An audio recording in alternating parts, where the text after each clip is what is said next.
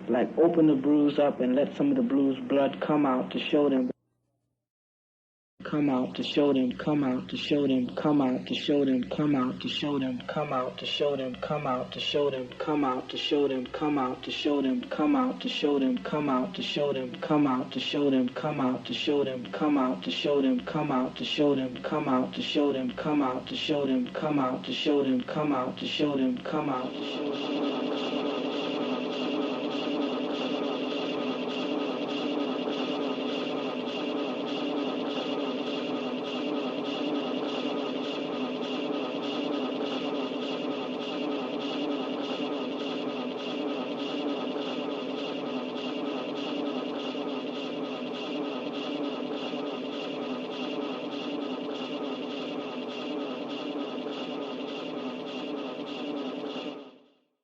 In 1988, he composed one of my favorite pieces. It's called Different Trains.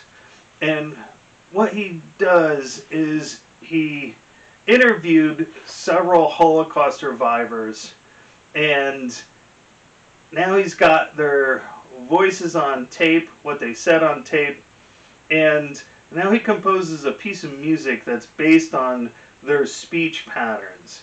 And so he starts off with a ground rhythmic type of pattern that resembles the wheels of a train.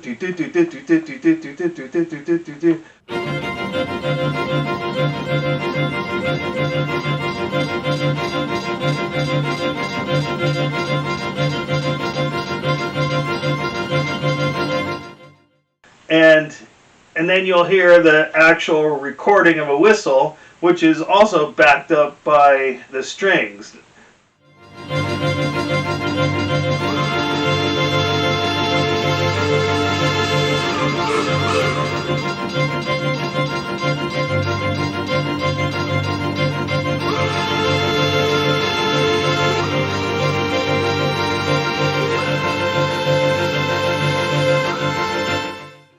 And then you'll hear a voice, 1941.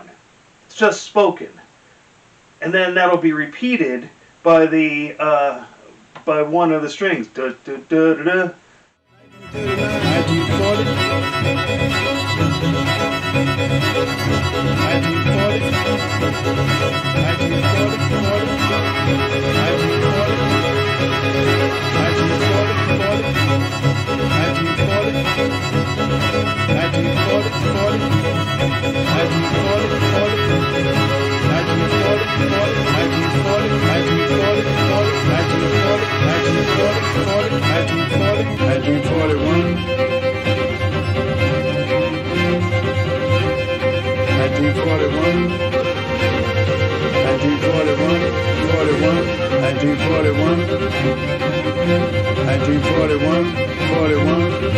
1941. And so what he's really doing is he's maximizing the fact that our speech has musical melodic qualities. And so you first hear the speech, it's 1941, and then you'll hear the melody on the instrument. Da, da, da, da, da, and then he'll repeat it. Da, da, da, da, da, da, da, da, and he'll create a melody out of it, and he'll keep that up.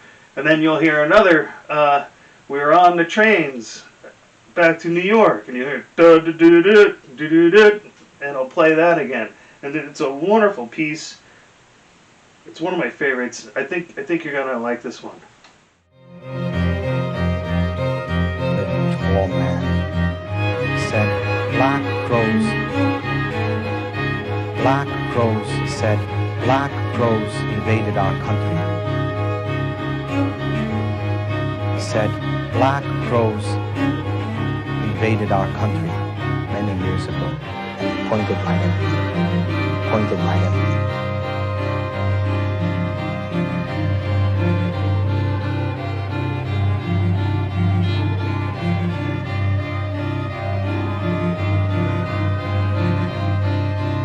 Hello school.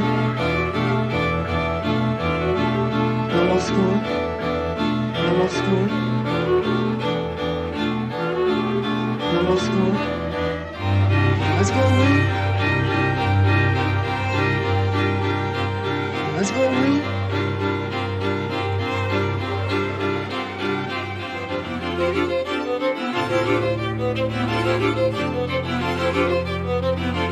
To Los Angeles, Los Angeles, to Los Angeles. To New York, New York.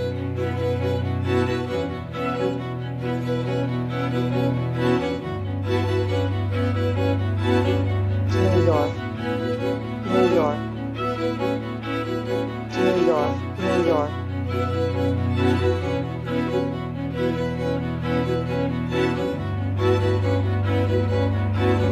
To New York, New York, to New York.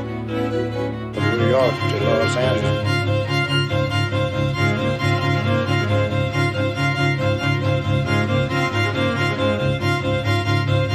From New York to Los Angeles.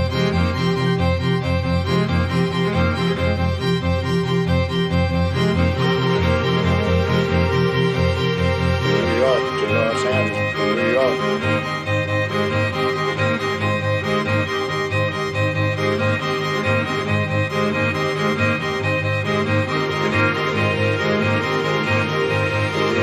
Los Angeles, New York.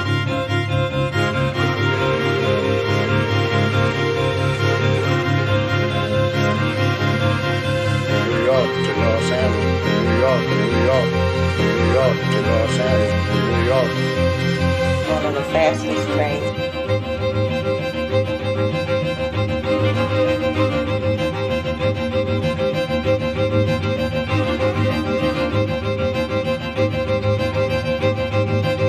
Fastest train. One of the fastest trains. One of the fastest train, fastest train. I just love that piece. I don't know why. Maybe it's the bouncing rhythm that you can completely feel.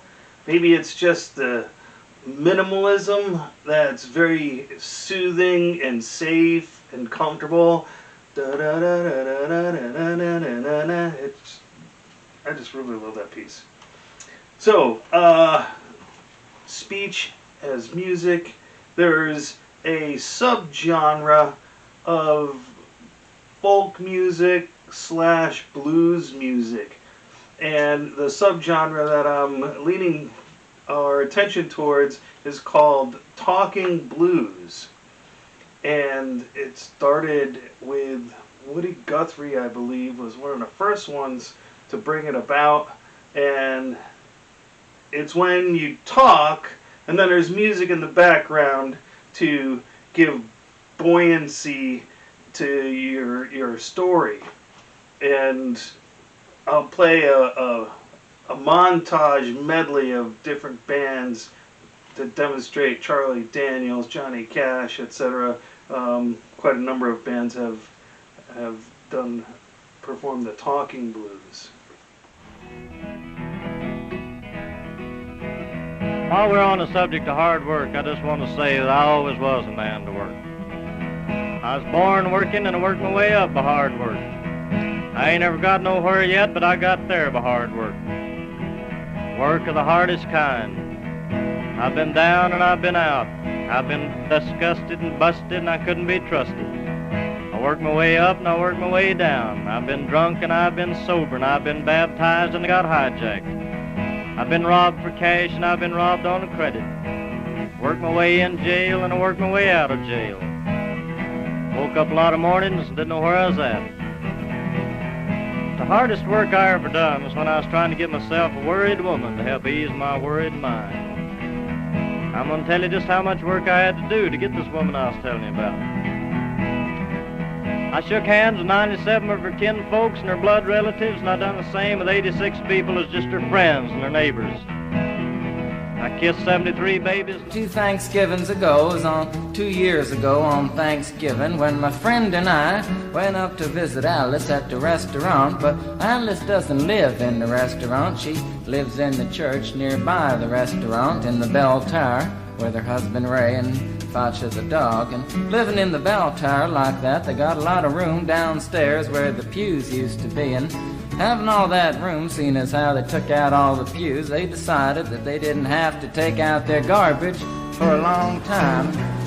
We got up there, we found all the garbage in there, and we decided it'd be a friendly gesture for us to take the garbage down to the city dump.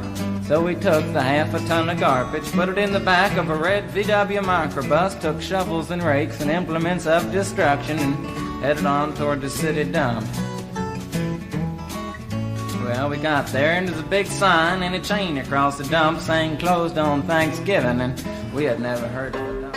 Now you want higher wages, let me tell you what to do. Got to talk to the workers in the shop with you.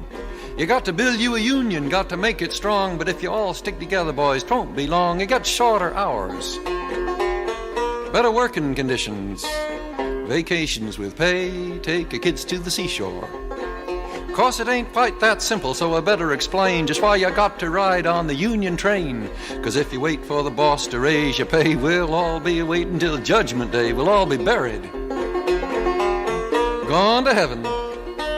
St. Peter will be the straw boss then, boys. Now you know you're underpaid, but the boss says you ain't. He speeds up the work till you're about to faint. You may be down and out, but you ain't beaten. Pass out a leaflet, call a meeting, talk it over. Speak your mind, decide to do something about it. 'Cause the boss may persuade some poor damn fool to go to your meeting and act like a stool.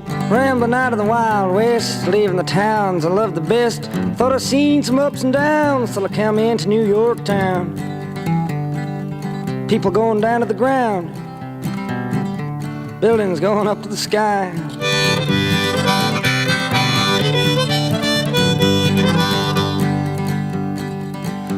Wintertime in New York town, the wind blowing the snow around. Walk around with nowhere to go, somebody can freeze right to the bone. I froze right to the bone. New York Times said it was the coldest winter in 17 years. I didn't feel so cold then.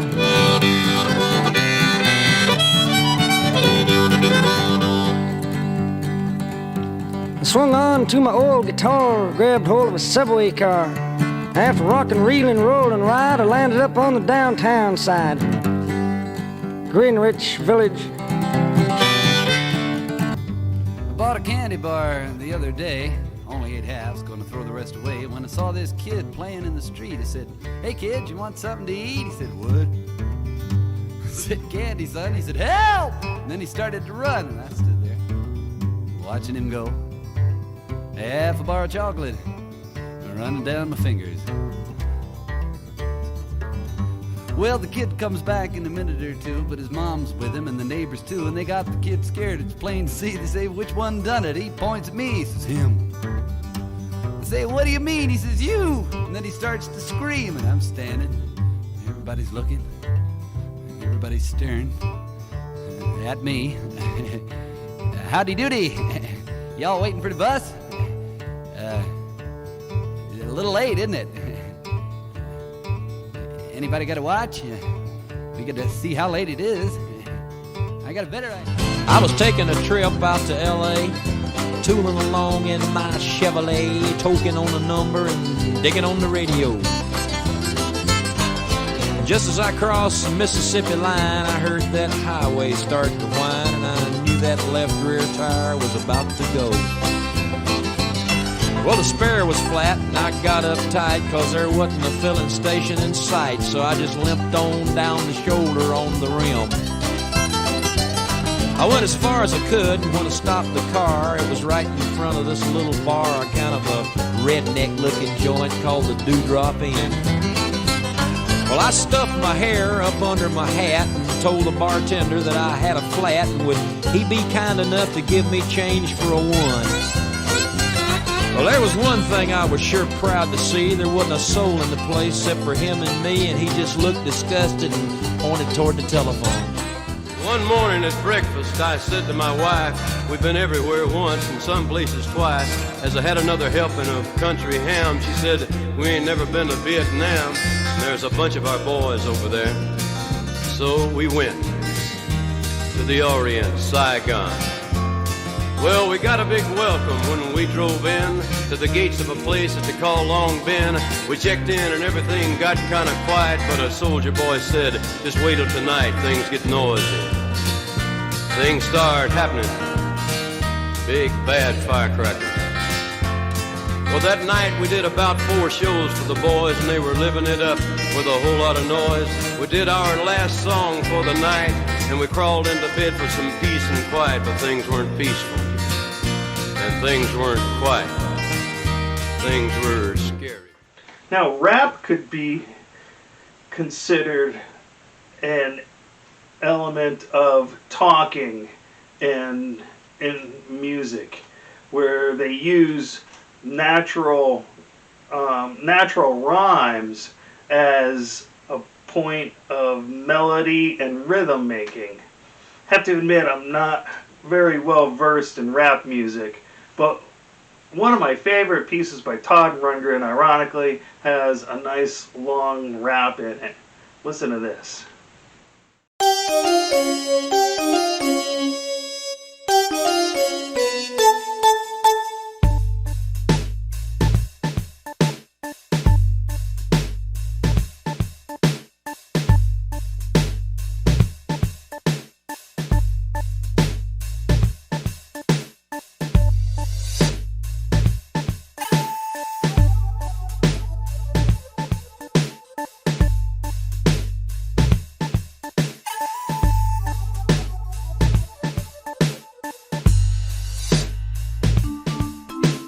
Gather round, childrens.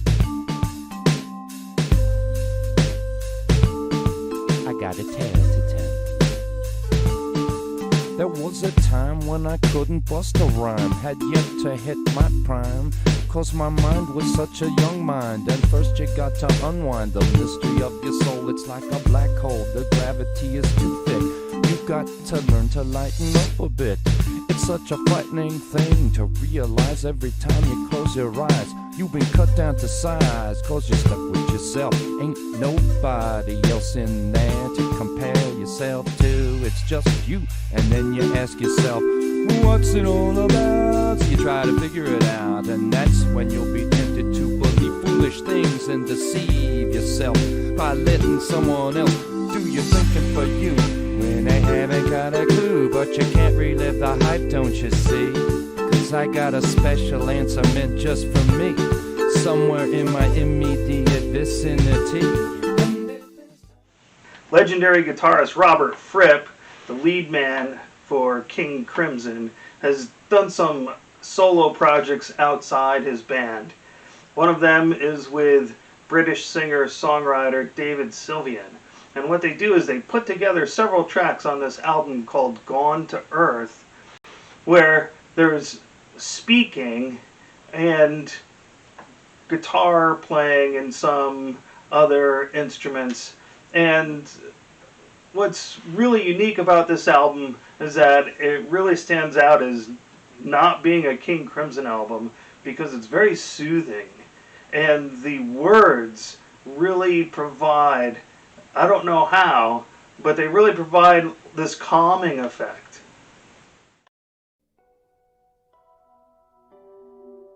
That has to be the aim, to overcome the systems which are on the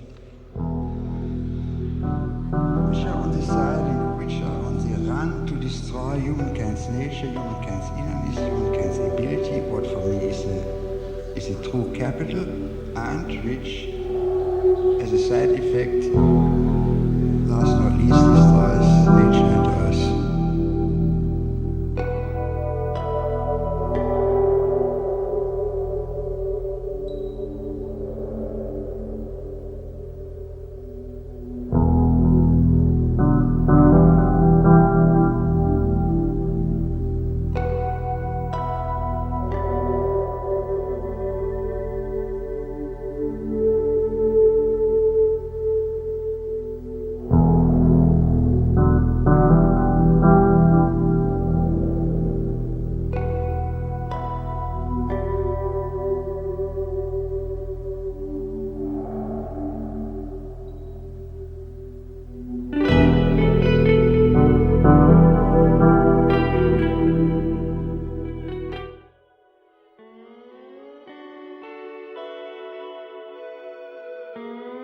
Looking by chance in at the open window, I saw my own self seated in his chair, with gaze abstracted, furrowed forehead, unkempt hair.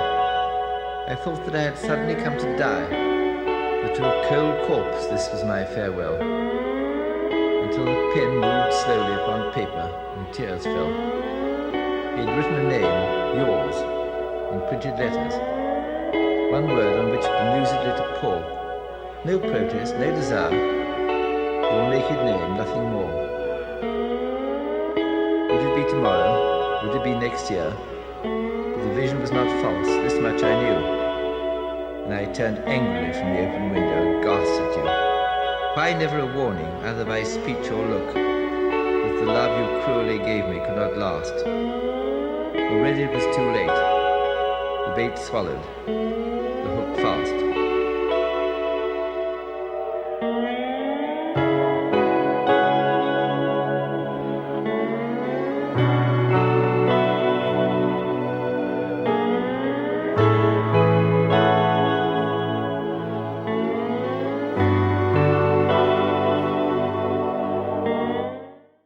Okay, we're going to end today's show by playing you something by Pogo. He's a South African-born Australian electronic musician, and what he does is he takes movies and splices them up and puts them together so that the words, the dialogue, the soundtrack forms a melody.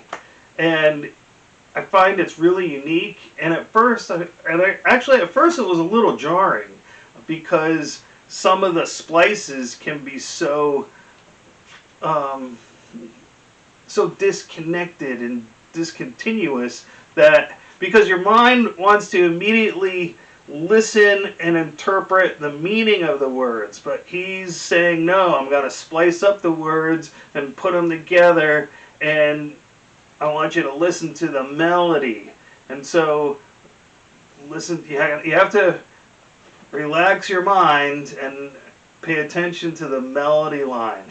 And he uses melody, he uses the speech as a form of melody. It's really clever. I think he does a brilliant job. And that's all we have for this week. Enjoy the clip that I have of Pogo. 1, 2, 3. Only blue sock on your nose, blue stick, golden carry on the side where for a day. Only blue sock on your nose, blue stick, golden carry on the side where for a day. Only blue sock on your nose, blue stick, golden carry on the side where for a day. Only blue sock on your nose, blue stick, golden carry on the side where. When I Oculus, they bug green nose to golden Oculus where. I was Oculus, potion, bug, green nose to roll the one, Oculus, where? Blood. When Oculus, they bug, green nose to roll the Oculus, where? Oh, werewolves. I was Oculus, potion, bug, green nose to roll the one, Oculus, where? Blood. Lies within the chamber. I wonder. Stranger.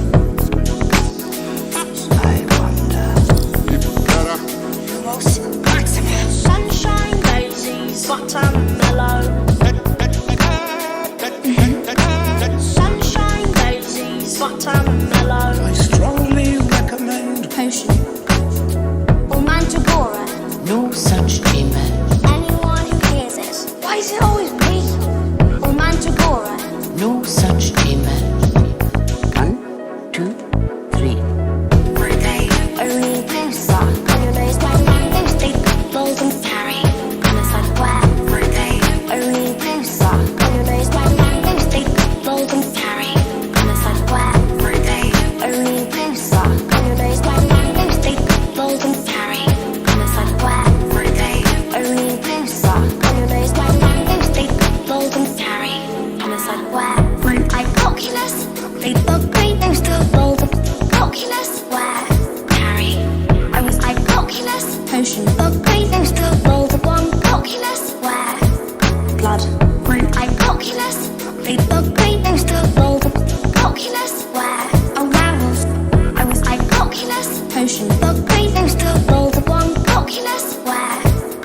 blood.